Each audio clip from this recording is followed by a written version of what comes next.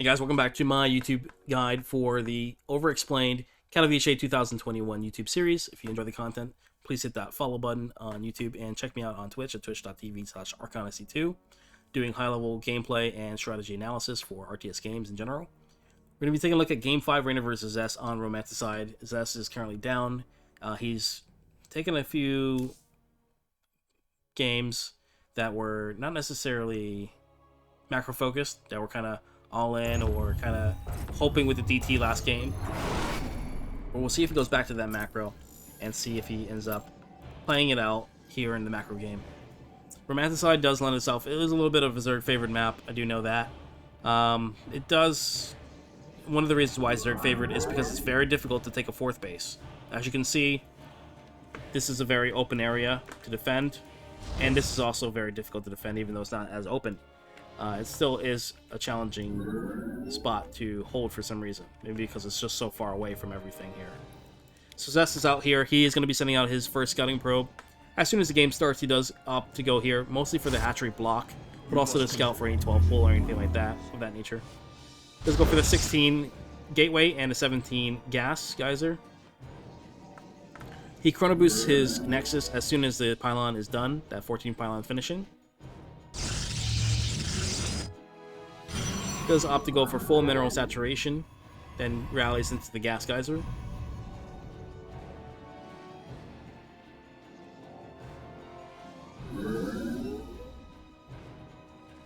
Protoss scouting Zerg space to see if he has an early pull or not. He does not.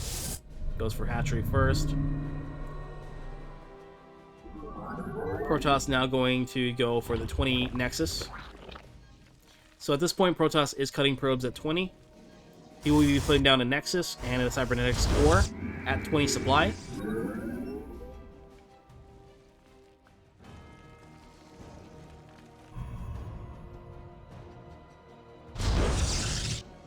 Okay. Then he's going to resume probe production at 50 minerals. He's going to go back to making a gas geyser at 21 and a pylon at 22.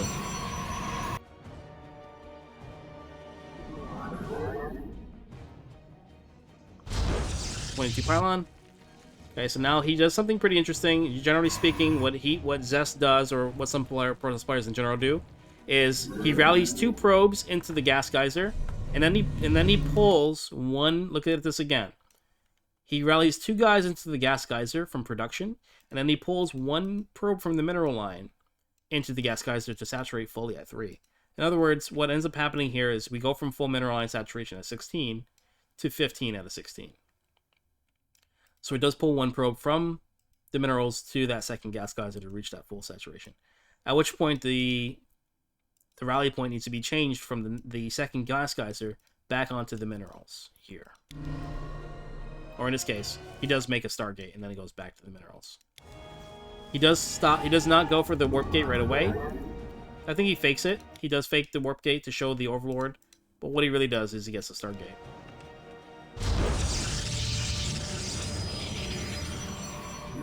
And then the probe is back. Probes are under attack. Mining. So let's take a quick look at that one more time for those that are curious at what's happening here. It is pretty cool. Look at this gas geyser. So right now we're at 16 out of 16 workers on the mineral line of the Protoss player in the main base. We made the 22 pylon.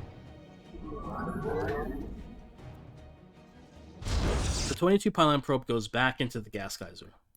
At least he gets rallied to go into the gas geyser.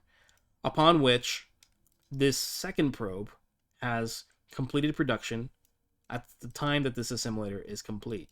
There's not enough time for a third probe to be finished in production before this assimilator is done, so he pulls 1 probe from the mineral lines to go into the second gas geyser. This is important so that you can afford the subsequent wood ray technologies, as well as the Stargate itself.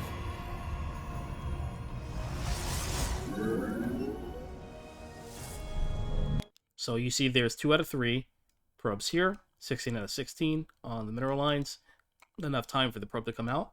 He just pulls 1 from the mineral lines. Makes a Stargate. Very cool. then that's the opener.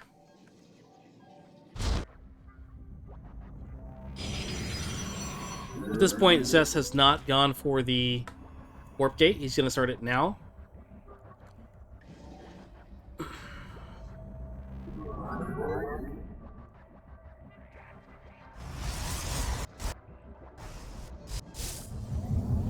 He's going to be chrono boosting his natural nexus one time. He's going to be saving the main chrono boost on his nexus for the Stargate.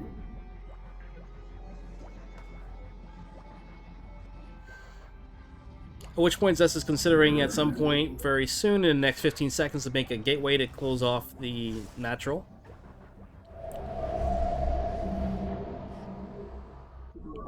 After the probe cycle.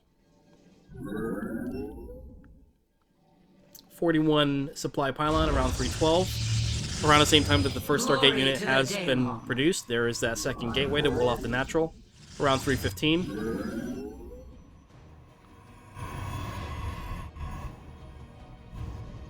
Probes are now continuously being produced still. Prismatic. Oracle is going to be the next unit in production, and again, he gets another chrono boost, so that's 2 chrono boosts on the Stargate. Looking around for scouting overlords, there he goes, he finds one.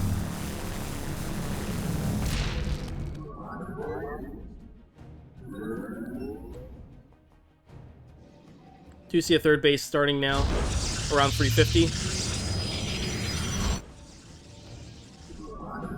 4 minutes is okay. Okay, gases 3 and 4 at the natural. Research complete. Another Overlord scouting the base of the Protoss player. Adds a second Stargate. As his tech choice. Once again, double Stargate. Queens were a bit out of position here. Does end up getting 2 drones, which is very good for an Oracle at high level play. Does need to fix that probe saturation, he does. Okay, now the probes are rallied to the third base now. You and must in construct production. additional pylons. Let's take a quick look at this pylon. Looks like you got a supply block here. Not easy, of course. So Zest did get a little bit of supply blocked here, around 62. Did he put up a pylon? He does. He puts up a pylon very late, around 61 supply. It is a little bit later than he should, but the Void Razor costs 4 supply. That's half a pylon, if you want to think of it like this. This is half a pylon. And if you're making probes, these are a quarter a pylon. So every time you make 2 probes at your bases, they're happening simultaneously. So you can afford to do 2 probe cycles and 1 Void Ray, that's a pylon. So you really need to be careful getting the pylon down. As soon as you start a Void Ray, you need to be thinking pylon. Because you're not just making a Void Ray, you're making a Void Ray, and in the time it takes you to construct that Void Ray, you're making 2 sets of probes. These are happening simultaneously, that's 2 supply. They take 12 seconds to come out, which means it's only going to take you 24 seconds to make 4 supply worth of probes. This is going to take 37 seconds. So that 4 supply of probes, and is the Void Ray being almost done, coming out 2/3 of the way out, is equivalent to 1 pylon. So, in other words, the better way to think about it is, as soon as you have 1 Void Ray in production, you need to be putting down a pylon immediately. He does, kind of, in a sense here, but it's still very tight. So he's going to have... He won't be able to keep up pro production here, as you can see. He does get supply blocked. There it is. So that's kind of bad. Supply block for about 7 seconds. That's not what you want at high level play. In trash tier play like me, it's okay, but Construct additional pylons. that does hurt. A lot. Alright, back to the game.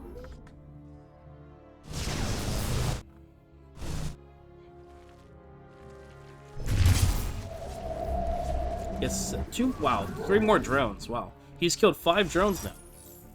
Very impressive. Now he's queuing up Void Rays 2 at a time, so he's making basically double pylons worth of units. When the Nexus finishes, that's worth 15 supply. So a Nexus is essentially 2 pylons. Now that the third base is up, that's 2 pylons worth. That's how he can afford those double Void Rays. And now he's throwing up an additional 2 pylons because now he's going to really start cranking out not only the economy, but since he's making 2 void arrays at a time plus probes, that's going to be equivalent to at least 10 supply every cycle. Prismatic core online. 11 technically with the 3rd base being up.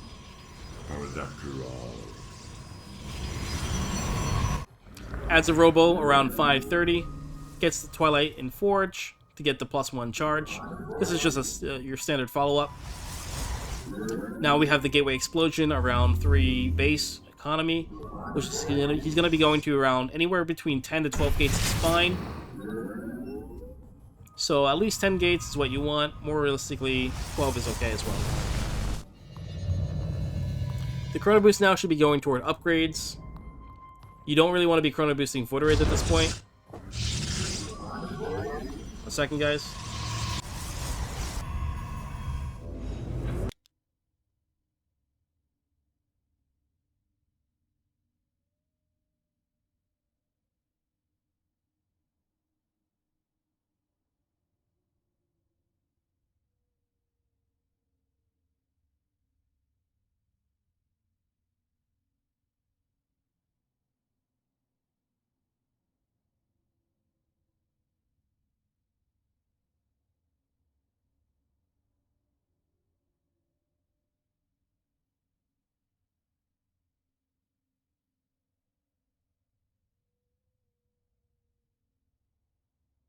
Apologies for that.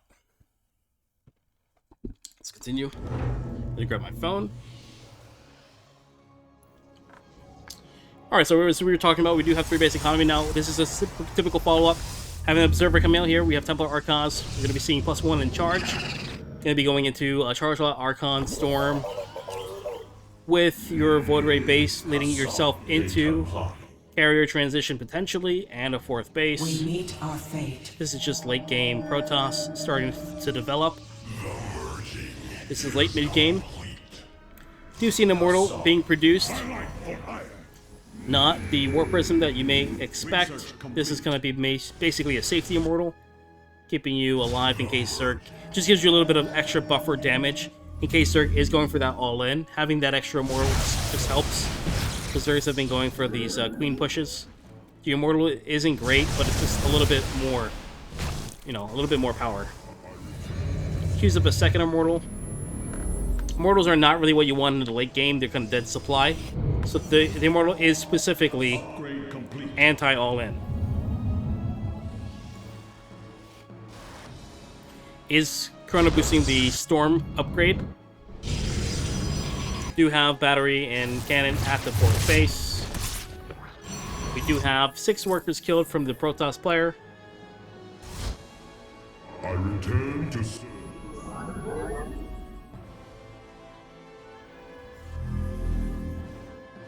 research complete. Does see a lot of queens here. Doesn't really see too much else. Doesn't really know what the army of the Zerg player is right now, but I mean, you can guess what it's going to be.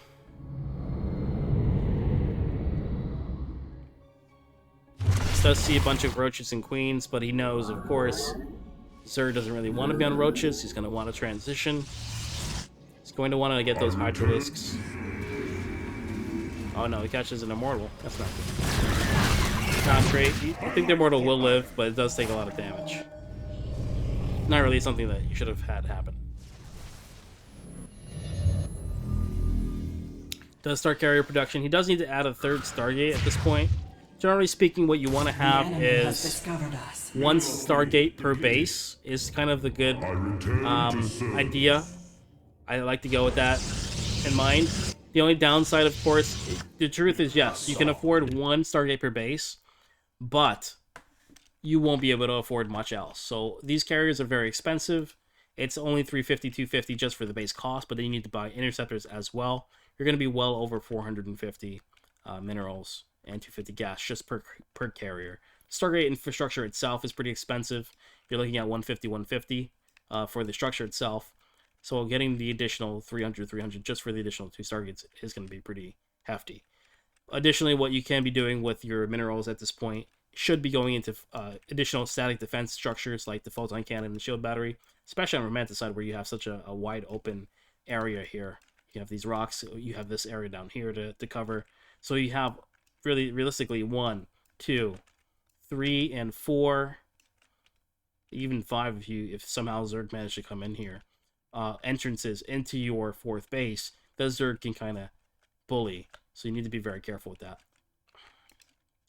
Two Stargates, not very ideal for carrier transition. I actually don't think it's good. I think 3 is the bare minimum. And if you're on 2, I think the better play is just to go Void Rays and try to get yourself an anti-corruptor ball and then go for the Stargate. But yeah, I don't know. Zest is way better than me, so what do I know? Does end up going for the +1 air weapons, +2 ground weapons. Pretty standard for late game transition, of course. Mineral field depleted. Does take a 4th base. Excuse me, does take a 5th base. The glory of battle. Which is just your late game transition. Defensive macro from both players. Nobody's really attacking, no queen all in here. Carrier has arrived. Carriers are being produced 2 at a time. Again, 2 at a time is not really the number you want to see. You really need Stargate 3 and 4 to really do anything. So we do have Zerg coming out here. I'm going to commentate this right now. This is a very, very scary timing for Protoss. Again, we have these carriers coming out here. They're not really in any high number yet. You've got 2 carriers. Anything under 4 is a joke. You're going to have 0 DPS when those interceptors die. It's going to be dead supply. So Zerg has a pretty scary army. It's got a bunch of lurkers again. This is going to be these queens are just basically anti-air. The lurkers are anti-ground. And then everything else is just buffer. So it's a very scary army to deal with here. The Immortals are actually very good against lurkers. The downside is... There are 2 downsides, actually. The downside is the range of lurker is way more than the Immortal. Immortal has a range of 6. These have a range of 11. Once you get to Hive Tech, I believe. Seismic Spines. Increases range to 10. Okay, excuse me. It's 10 range, not 11 range. So the lurkers have 10 range. The Immortals only have 6 range. So getting them in range is tremendously difficult. Furthermore, these are armored. So they do take the bonus damage of the lurkers. So it's not just the native 24. They are going to be getting hit by that 36 damage here with that +2 upgrade. So even though Immortals are the counter to lurkers, lurkers can also ironically be the counter to Immortals in a sense here as well. We might see that play out. I return to set my life for ire. We embrace the glory of battle. Mortal shields do get popped. They kind of step back, drop a storm. Building harassment, not really effective. So Zelt run by kind of gets blocked by the spine crawlers, defensive roaches. We embrace the glory of battle.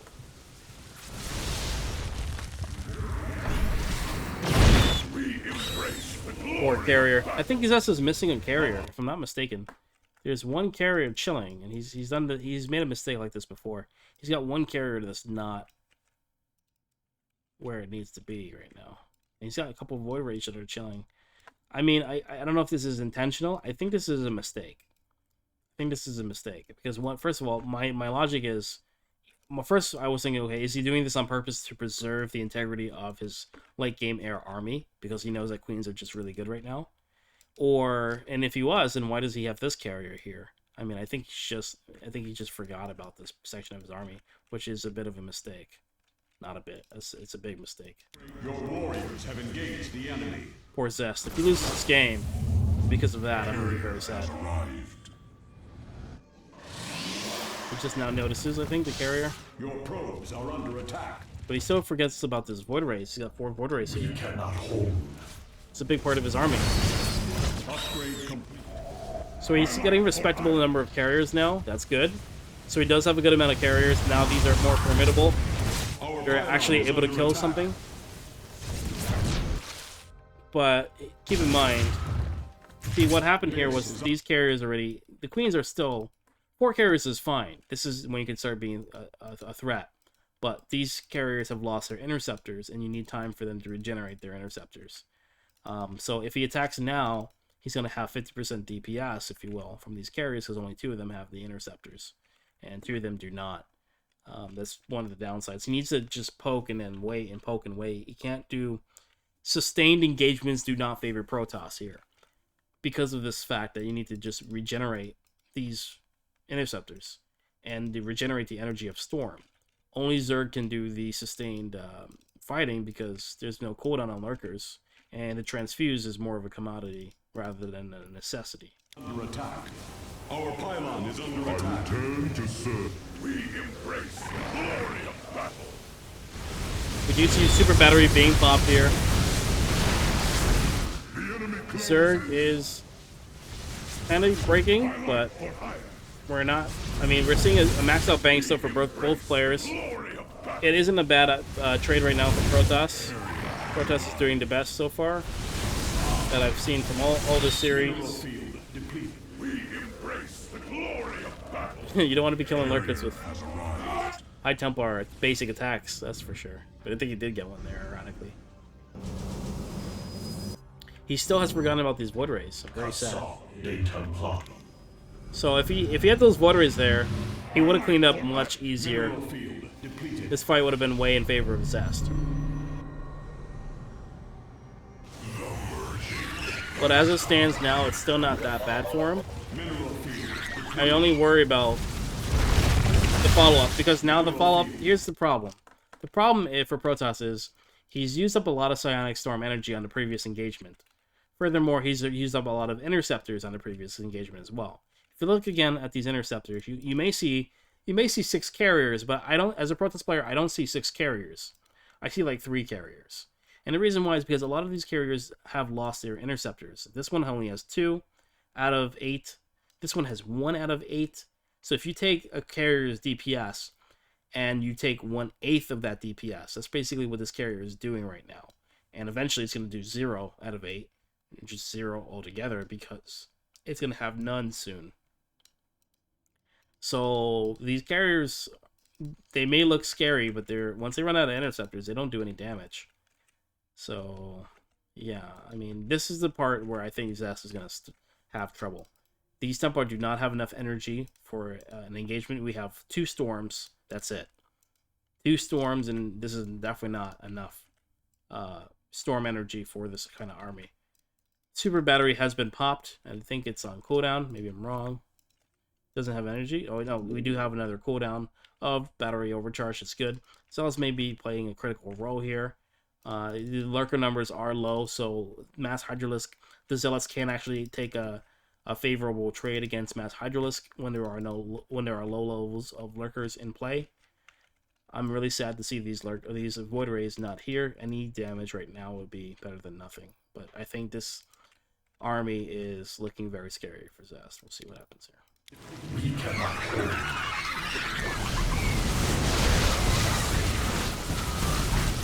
Battery overcharge is popped.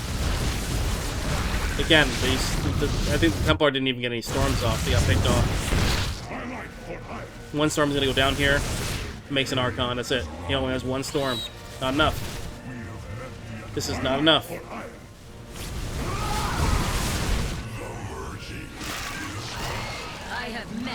Oh, the Void Ray's come in, finally. Oh, okay, good. With the additions of the Void Ray, I guess it was enough. Excuse me. The Void Ray does come in here. And it seems like it was okay. So he finally remembered the Void Rays. And that definitely helped out. Big time.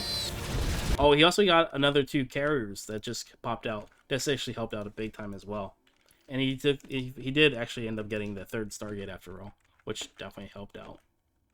So these carriers popping out just in time saved his ass, and him remembering to bring these 4 Void Rays over also was a very big help. What's nice is he did go for the Zealot flank, which I do like, because the lurker numbers were pretty low here. So that was pretty good to see. So the Zealots, like I said, can do pretty good here. I thought he was dead for a bit, but having these additional 2 carriers and 4 Void Rays, big difference here. And again, these carriers are basically out of interceptors at this point, so it may look like he's got 5 carriers here. He doesn't. He's got 5 carriers making interceptors. This is basically just 3 Archons and a bunch of zealots. But with this changes the game. Big one. Yeah, GG. GG to Zest. So what happened in that game compared to the last ones is we had a lot more focus on defensive macro, and the Zerg player here just got outplayed in terms of their production. Having the Protoss hit that critical mass of 6 to 8 carriers plus 4 Void Rays is the tipping point of when just mass Hydralisk is not enough. You need to get Vipers, you need to get Corruptors, you need to get the Microbial Shroud and Infestors for the Neuroparasite, things of that nature. You need that Hive tech, that late game. You can't just brute force it anymore with just Queen Hydralisk.